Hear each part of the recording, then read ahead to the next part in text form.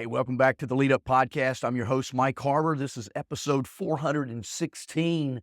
We're going to talk about the 5 actions to take to be an elite leader, whether it's next year or just any day in your life. We're going to tackle some questions today that are going to help equip leaders like you with the tools you need to create success in your teams and your organizations, your communities, and with yourself. I'm grateful that you continue to join me as we wrap up this year. And in a great way, I want to inspire you to look at leadership a little bit differently and challenge yourself to go to that next level in the next 12 months, to be exceptional, to be an elite leader. It's no secret that leadership's evolving. It's no secret that the world is screaming for leadership. I've been saying that literally for years, and it seems like it's getting louder and louder. The people around us are screaming for someone to lead. And my whole purpose here is to help you lead, but to be that leader that others follow, that others look to, that others say, yes, I'm on that team and I want to go where that leader is going. The challenges that we face in the workplace today demand more than technical skill or even a fancy title. They require a deeper level of commitment, adaptability, and certainly growth. And that's what the Lead Up Podcast is all about, is a place for growth. Whether you're already in a leadership role or an aspiring leader beginning to step into one, this episode is for you. Now, I'm a believer you don't have to have a title to lead. We're all leading. People are watching us. Your leadership is simply the ability to influence someone to go to that next level. There's more to it than that. It can be positive or negative influence, but leadership is simply that ability to get somebody to do something different, better in their life. So today we're going to talk about these five essential actions that every leader, every person really needs to master to become elite in your leadership. To keep our discussion even more impactful, we're going to highlight some inspirational words from respected thought leaders and experts that kind of give voice to what we're going to talk about, to these 5 action steps. So as I always tell you, grab a pen and paper. I want to challenge you to take some notes and think into these things for yourself and your own leadership. You ready? Let's get going. Here's action step number 1. Develop a strong work ethic. Now you may say, Mike, well, I already work hard. I know that maybe today you're working harder than you ever have, but that's not necessarily a strong work ethic. Maybe you're putting in hours, but are you doing the right things in the hours that you're working? We can also look around and realize that work ethic has diminished. If I look back centuries or just decades ago and look at my ancestors and the way that they had to work, our life is much easier today. Our leadership, even me today, I stand in a heated and cooled office as I speak to you. I'm not out in the fields. I'm not out on the streets in the sun or the bitter cold having to do hard work. But leadership is hard work. Dealing with people is hard work. And so we need to develop a stronger work ethic. An elite leader doesn't just meet the expectations of their role. They consistently exceed them. A strong work ethic is the backbone of excellence. And I talk about excellence a lot with that. And I love James Clear's definition of excellence, or the ability to get more excellent, that 1% rule, that 1% better every day. See, a strong work ethic to me when it comes to leadership is getting just a little bit better every day. Not coming and going through the motions, not punching the clock and putting your 8 hours in. It's about more than showing up. It's about being accountable and delivering on an unwavering commitment you have to yourself, to your team, to your company, to the people that are relying on you, those people that are screaming for leadership. Now, I'm not saying it means working a 60-hour week either, or running yourself ragged, or continuing to burn yourself out. A strong work ethic is about consistency. It's about intentional focus. It's about growth. It's about getting better, that 1% each day. Elite leaders understand this. They understand the importance of prioritizing tasks that create impact over just being busy. See, I talk with a lot of leaders. I talk with I do a lot of coaching around the country of leaders, and they're extremely busy, but they may not be accomplished, meaning they may not be as productive at doing the right things. One of the things I highly recommend here, and I do this in my own life, is utilizing a coach or a mentor that can help you look at all the things that you have going on in your life and helping you prioritize those things. And in challenging you to start on purpose every day to get the right things done. I'm going to talk about a couple of those right things in some of our action steps today that you need to be focusing on and doing as a leader, taking action on. But having a strong work ethic as a leader is not really coming in and checking the box and saying, yep, I did that. Yep, I did that. Yep, I did that. That's part of it. But are you doing it better? Are you making it better? Being elite is making things better, leaving things better today than they were yesterday at the end of the day. Here's a quote that exemplifies this perfectly. Steve Jobs once said, "I'm convinced that about half of what separates the successful people from the non-successful ones is pure perseverance." In my coaching, sometimes I talk with leaders who are just tired. They're ready to give up. They've quit on people. They've quit on themselves. They don't want to give anymore. But in Jobs' quote, pure perseverance, it just means continuing to look at what could be better and pushing through the challenges to get a little bit better each day. Going back to that 1% rule from James Clear, who I talk about a lot. So I want to challenge you with this tip to implement what we're talking about here. Ask yourself this on a weekly or maybe even daily basis. What are the 3 most important outcomes, results I need to deliver to drive progress? Simplify your focus. Many people say, I've got 100 or 1,000 things on my to-do list. On a daily basis or a weekly basis, we need to simplify our focus, but execute with 100% effort. Effort drives trust, and trust is the currency of leadership. Remember this, leaders don't demand credibility, they earn it with their dedication. Strong work ethic. One of the ways to develop a stronger work ethic is to narrow your focus. Doesn't mean the 100 things aren't important, but they're not important every day. I often tell people when I'm working with them is that if everything's important, nothing's important.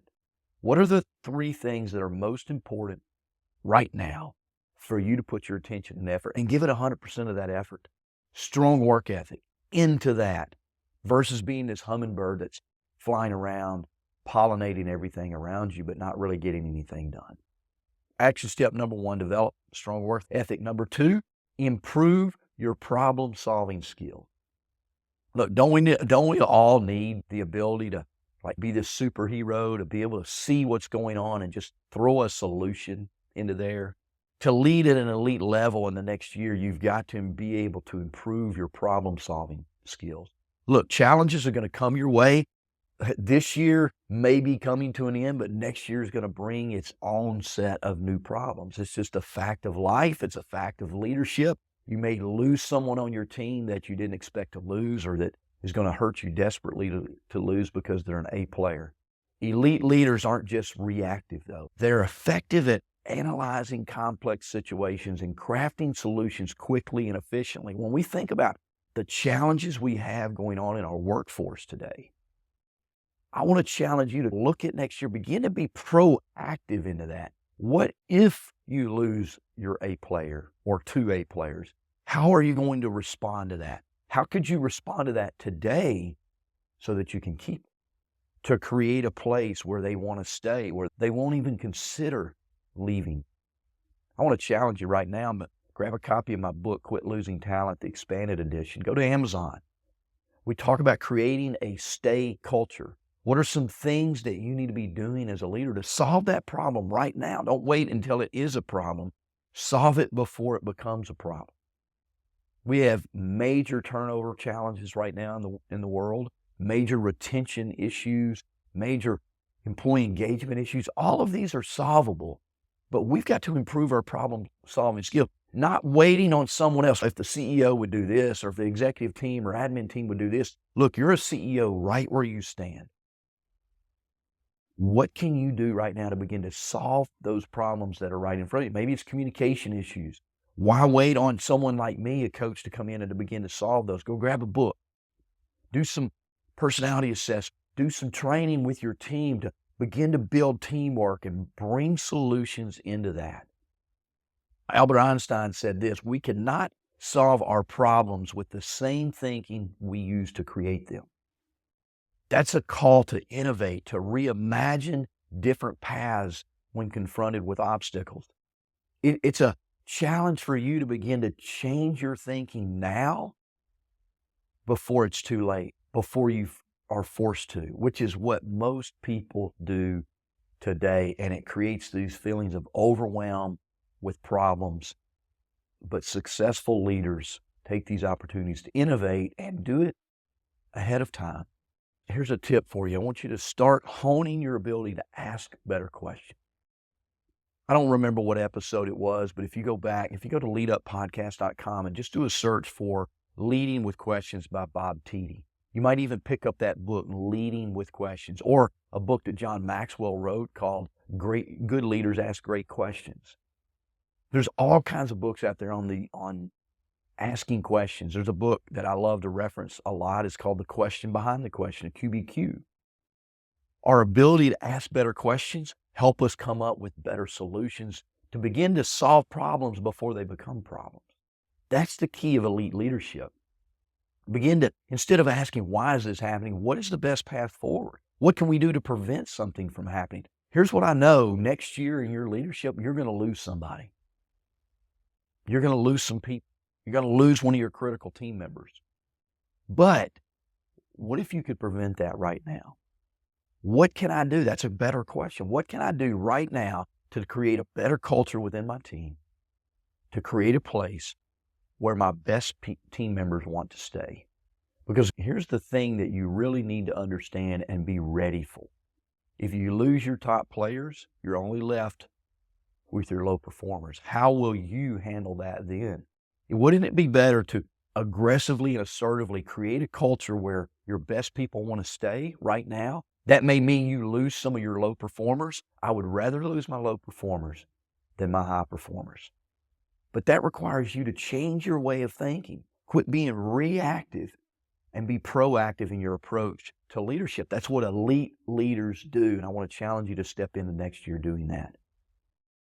Here's one of the things I believe that's weakened our problem-solving skills. We have technology that's right at our fingertips, and we're looking for those answers. Some of the leadership challenges we have aren't in a spreadsheet. They're not on a computer screen. They're not even in a book.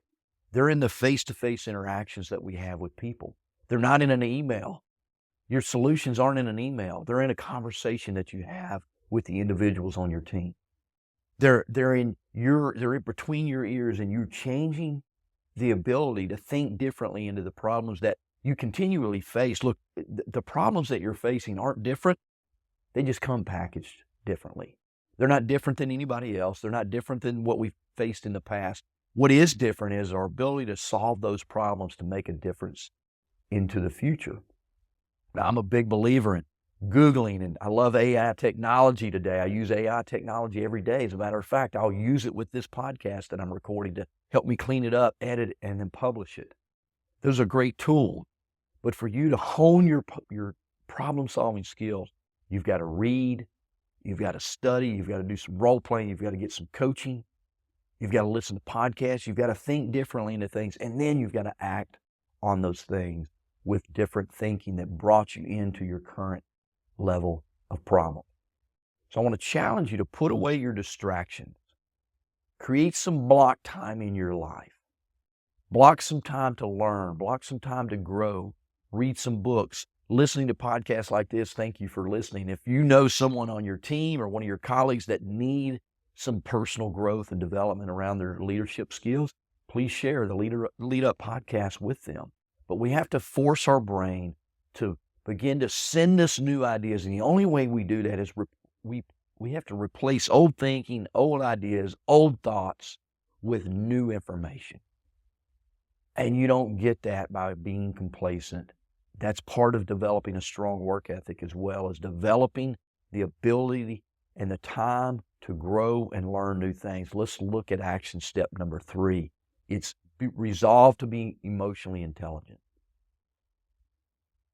Look, EQI, emotional quotient, if you have been doing leadership for a little while, you've heard those terms. It's another one of those terms like employee engagement that we throw around a lot. We talk about a lot. We need to improve our emotional intelligence. So I'm here to tell you, yes, you do. But it's got to move from this cliche that I want to become emotionally intelligent to you taking action on that.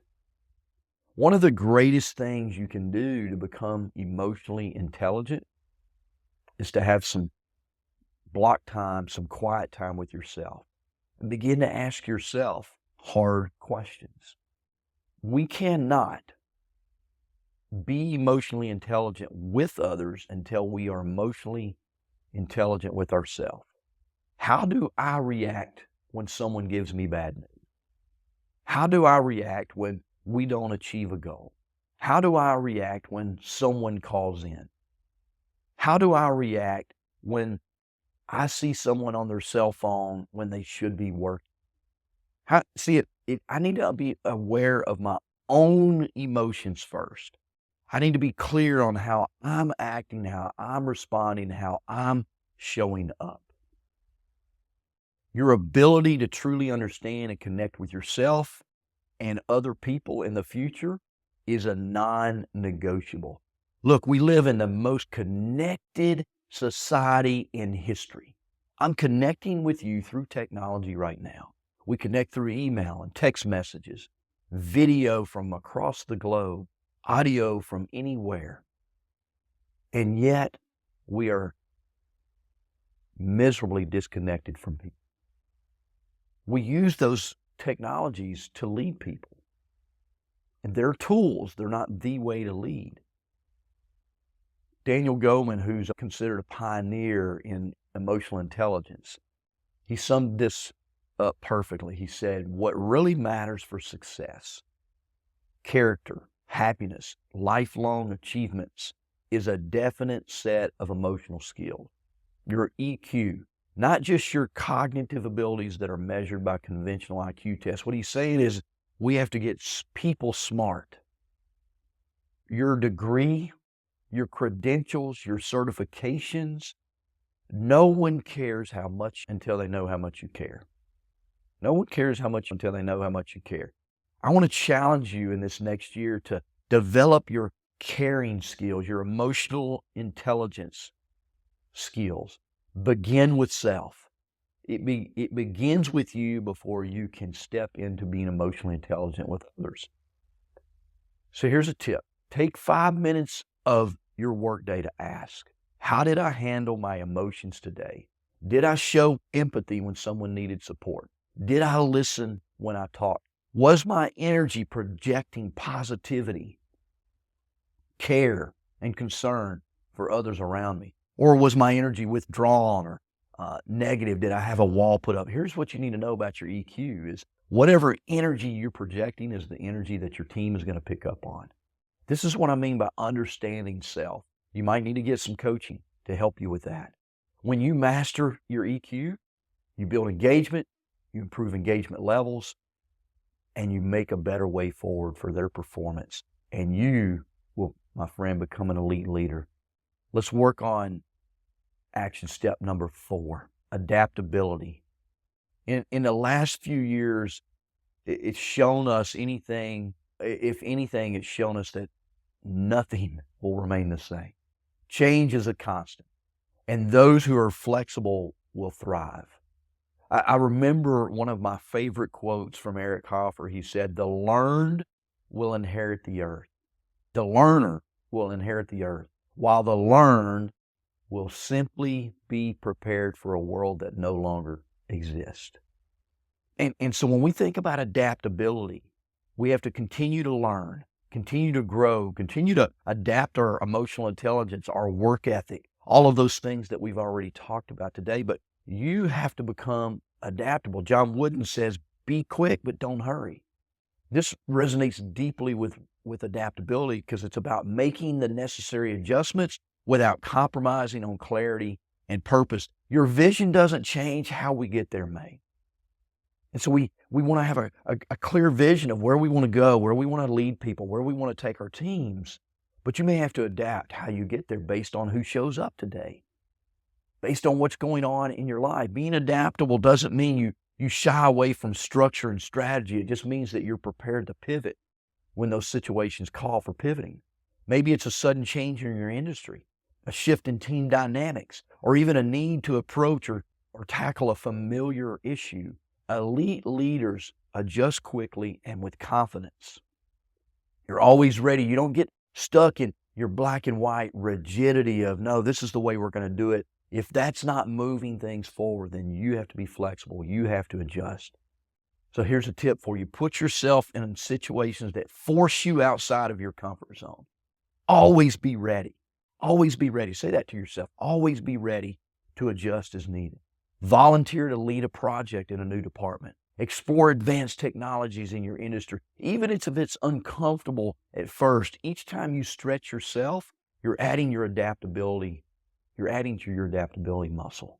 And I want to challenge you, if you're not a great speaker in front of people, join a speakers club. Create a speakers club where you get around with your colleagues and y'all practice speaking to teams of people together and get better, develop that skill, because your ability to communicate, adapt your communication style is going to help you perform better in your leadership as well. And then here's the final action step. It's the most important. You're practicing it right now by listening to the Lead Up podcast. Action step number 5 is commit to continuous learning. Elite leaders are students always before they're teachers. We can't give what we do not have. We can't teach what we do not know. Elite leaders understand that the moment they stop learning, they stop leading. The world is changing faster than it's ever changed before. Technologies evolve, industries shift, what works today won't work tomorrow, potentially. What does that have to do with leadership? We have to lead differently. We have to adapt differently. We need to learn new ways to communicate. However you were mentored or coached to lead 10 years ago is different today. And I want to challenge you to make next year a year of growth in your leadership, a year of change. Mahatma Gandhi said this. He said, live as if you were to die tomorrow. Learn as if you were to live forever. Just love that quote. Learn as if you were to live forever. Like I want to continually learn so that I can give you something new. When I'm asked to speak, I want to be able to give something new to that audience, to that person. When I'm asked to coach, I need to be able to give you a new idea. If I'm not continually learning, and Amazon Prime loves me because I'm constantly buying books, trying to learn from people that maybe have done the research I haven't done, but I can learn from the research and pass it on to someone else. To stay on top of your game, make learning a daily, lifelong habit. And again, learning is not that you sit and listen to a 30-minute podcast. It's not that you sit in a 4-hour seminar. It's maybe you take 5 minutes to just read a page out of a book, learn something new, and then pass that on. Seek out every opportunity to grow, whether it's through those conferences or mentorship relationships, coaching, podcasts like this one, books. We have no excuse for not being able to learn today. You can watch these podcasts on YouTube. Just look for me on YouTube, but there's millions of other people that do exactly what I do that can help you. I'm not saying I'm your best path. I hope that you continue to tune into the Lead Up podcast and Harbour Resources and the things that we offer you, but there may be someone else that's better suited for you. Just learn continuously. Make learning one of your goals, your daily, it's just a way of life. It's like dieting. Make it part of your daily life. Start today to build a system to track your learning needs and then make a plan with audiobooks, online learning, podcasts, coaching, mentoring. It all adds up eventually. And I don't want you to just consume information. You got to begin to apply it. A knowledge on its own isn't power, but applied knowledge is. Once you learn something, like maybe some things that you learned today, go apply it today. Go work on that emotional intelligence. Have a quiet time with yourself and just begin to ask yourself some of those hard questions. Remember the quote from Eric Hoffer: "The learned will inherit an earth that no longer exists, while the learned will inherit the earth, while the learned will inherit an earth that no longer exists." Which one are you? Are you the learned or are you the learner? Hey, thanks for tuning into the Lead Up Podcast. I hope you'll make us a part of your growth plan and journey over the next year. Leave us a comment on your favorite listening platform. Subscribe to the Lead Up Podcast. Go to leaduppodcast.com. We have over 400 episodes where you can listen to. Go to amazon.com. Grab a copy of my book, Quit Losing Talent, the Expanded Edition. Share this information with others. That's a great way to be a coach and mentor for others as well. Thanks for tuning in to the Lead Up Podcast. We'll see you on the next episode.